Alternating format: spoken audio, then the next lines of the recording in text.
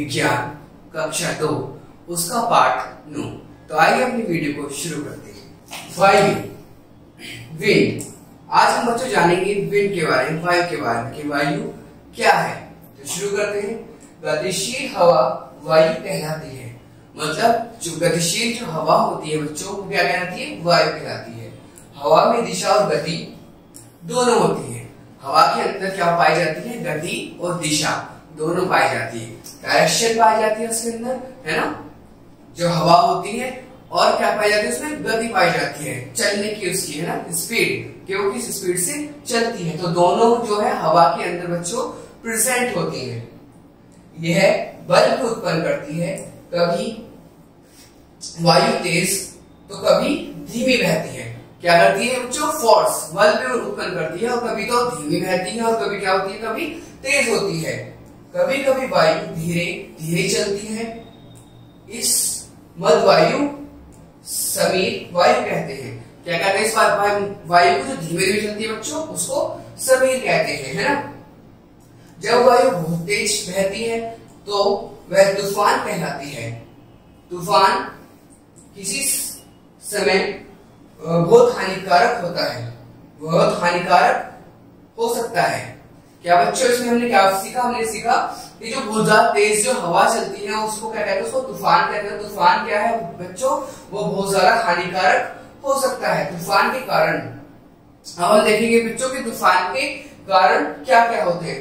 घरों, है ना, फसलों, पेड़ों और जानवरों को हानि पहुंचाता है, पहुंचाती है। क्या होता है बच्चों? जो तूफान होता है क्या घरों को, फसलों को, है ना, और क्या कहते हैं पेड़ पौधों को और जानवरों को भी क्या करती है? हानि पहुंचाती है ना। जैसे हमने देखा है तूफान आता है तो क्या होता है बच्चों? जो पेड़ है वो टूट जाता है, गिर जाता है। क्यों? क्योंकि वो क्या था, बहुत तेजी स्पीड से जब हवा चलती है ना, वायु जब चलती है तो क्या होता है कि वो पेड़ को, घरों को, सबको क्या करते हैं? नुकसान पहुंचाती है। तूफान होता है। आगे हम देखेंगे बच्चों। अब हम देखेंगे बच्चों वायु के अन्य उपयोग। सॉरी, टाइम भूल गए। यह नदियों में बाढ़ का कारण भी हो सकता है ना। जो वायु का वो जो है जो हानि पहुंचाती है, जो है ना तूफान, वो क्या करता है? वो नदियों के अंदर क्या कर सकता है? वो वायु नदियों के अंदर जो है बाढ़ का भी कारण हो सकता है। उसके कारण क्या हो सकती है? बाढ़ आ सकती है ना। जब तूफान चलेगा, जब आंधी आएगी, बारिश होगी तो क्या होगा बच्चों? बाढ़ का भी खतरा हो सकता है। तो अब आगे चलेंगे भाई बच्चों वायु के अन्य प्रकार उपयोग। अब हम जानेंगे बच्चों वायु के अन्य उपयोग कि वायु के जो होते हैं, विंड के जो उपयोग होते हैं, हवा के जो उपयोग होते हैं वो कौन कौन से होते हैं। बिना पारयुक्त नाव पानी पर वायु के कारण ही तैरती है। क्या करती है? जो है वायु के कारण जो है पानी के ऊपर क्या है? नाव तैरती है। वायु का बल नाव को गति प्रदान करता है। जब हम देखते हैं कि जब हम नाव बोटिंग करते हैं, नाव में जब नाव पानी पे चलती है, जब हम देखते हैं तो किस कारण चलती है? वो क्या? वायु का, मतलब हवा का, विंड का जो बल होता है उसको अपने साथ ले जाता है।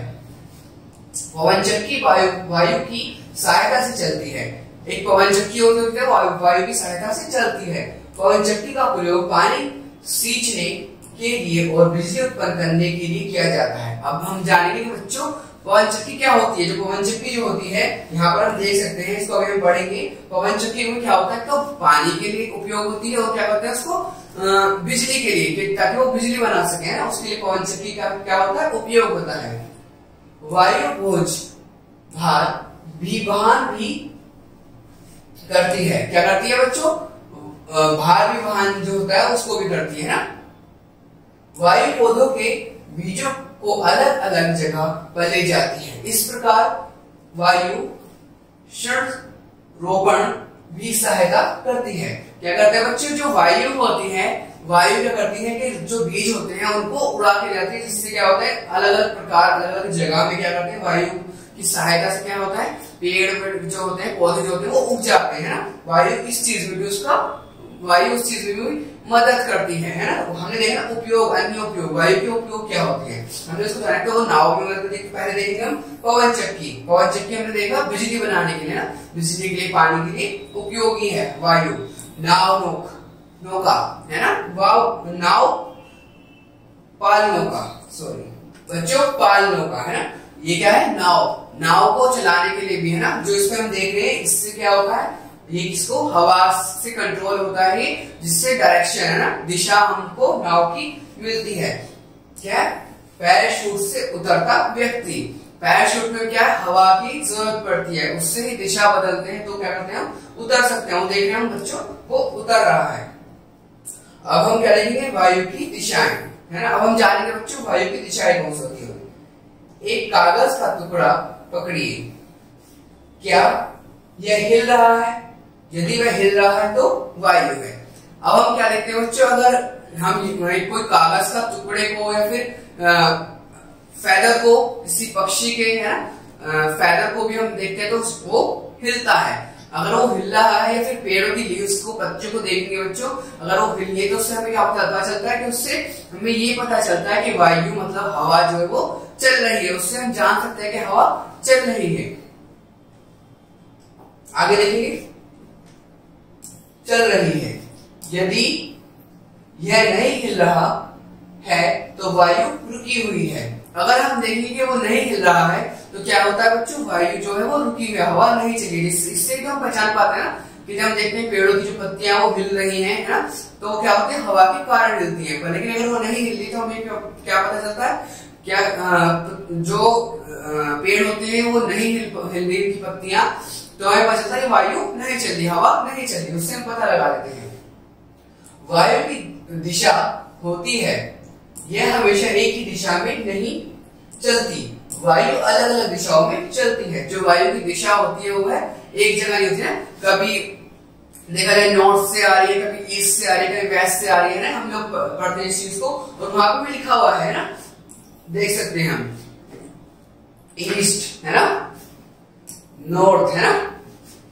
इन चीजों को हम जान सकते, इसके अकॉर्डिंग हम क्या करते हैं, देख सकते हैं कि हवा किस साइड से बच्चों चल रही है, किस साइड से बच्चों आ रही है ना। इस चीज को हम देख सकते हैं ना, नॉर्थ ईस्ट वेस्ट है ना, वेस्ट और साउथ। इन चीजों से भी हम देख सकते हैं कि किस साइड से हवा चल रही है, किस साइड से हवा आ रही है। इससे हमें इस चीज से पता चलता है कि हवा किस साइड से चल रही है। और यहाँ पर वो यही बता रहा है कि वायु जो है अलग अलग दिशाओं से बच्चों चलती है। आगे देखेंगे, ऊपर दी गई आकृति को देखिए, मतलब उस आकृति को देखेंगे, यह वास्तु चुप कहलाता है। चुप कहलाता है ना, क्या कहलाता है, वास्तु चुप कहलाता है ना। ये क्या कहलाता है बच्चों, वास्तु चुप कहलाता है।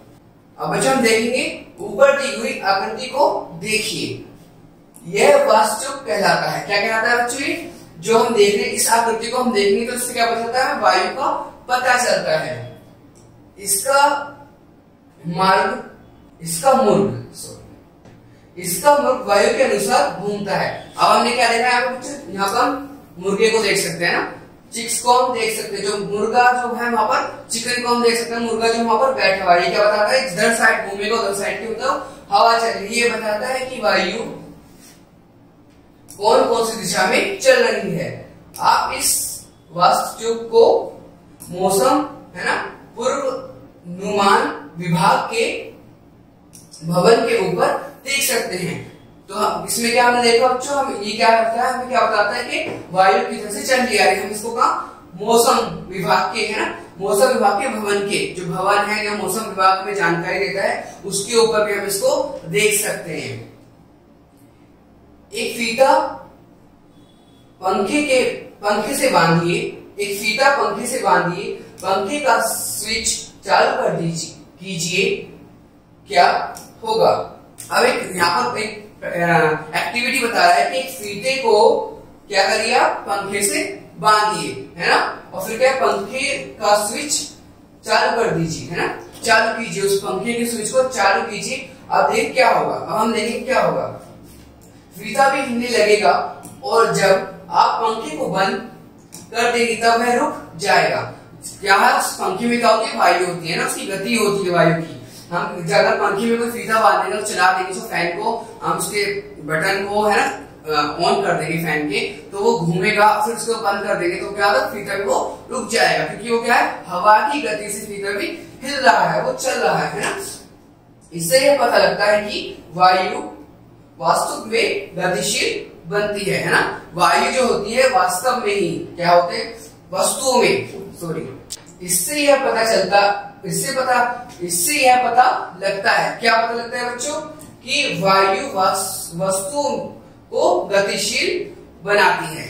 क्या करती है बच्चों, वायु वस्तुओं को, चीजों को क्या करती है, गतिशील बनाती है। हवा जो है, हवा के कारण क्या होता है, चीजें चलती हैं, इधर उधर हिलती हैं, है ना, जो चीजें होती है ना। अब हम क्या जानेंगे बच्चों, तत्वों को जाने, तत्वों के बारे में हम जानेंगे। इंपोर्टेंट हमारे क्या है, वायु का प्रयोग अनाजों की पिसाई में भी किया जाता है ना। वायु का प्रयोग जो है वो अनाजों की पिसाई में भी किया जाता है। अब बच्चों में कुछ याद रखना है, हम कैसे इस चीज पूरे जो हमने पढ़ा है इसको हम कैसे बच्चों याद रख सकते हैं। याद रखिए, ये हमारे जो है बुक का चैप्टर का इंपोर्टेंट चीज है। पहला, गतिशील हवा वायु कहलाती है। मतलब गतिशील हवा जो चलती है ना, उसको क्या कहते हैं, वायु कहते हैं। इसके अंदर गति पाई जाती है, उसको वायु कहते हैं। हवा में दिशा और गति दोनों होती है। हवा के अंदर क्या पाई जाती है बच्चों, दिशा भी होती है और गति भी होती है। मध्य वायु को समीर वायु कहते हैं। मध्य वायु को कहते हैं समीर वायु कहा जाता है। समीर वायु कहते हैं हल्की हल्की हवा को, है ना। मध्य वायु तो स्लो जो हवा होती है ना, वायु होती है, उसको क्या कहते हैं, मध्य वायु कहते हैं। तो बच्चों आज हमने जाना कि वायु, विंड क्या होती है। थैंक यू बच्चों इस वीडियो को देखने के लिए। थैंक यू बच्चों।